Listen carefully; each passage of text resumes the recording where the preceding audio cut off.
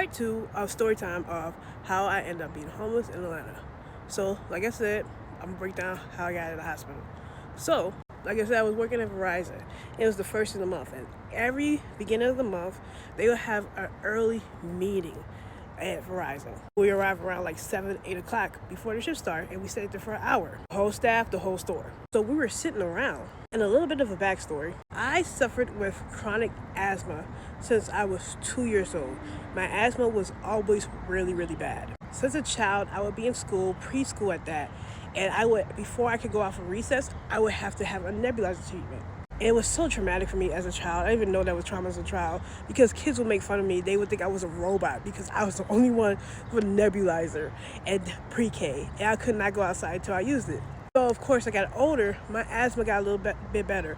I would have struggle here and there, but during this point in my life back at 2019, my asthma was pretty good. So fast forward, we're at this meeting, and we're all sitting down in a circle, right? Probably a good maybe 10 to 15 of us. And all of a sudden, I get an asthma attack. And usually when it comes to my asthma, it usually only gets triggered or flared up, 1, when it's cold, 2, if I'm doing exercises, such as cardio, running, things like that. So, this one was different. I always carried a inhaler around me, so of course using the inhaler, it didn't work. But I had asthma for so long, I know how it happens. Like, if my inhaler's not working, that means I need a nebulizer treatment. And I wasn't too worried about it, but it was still peculiar that all I was doing is sitting down.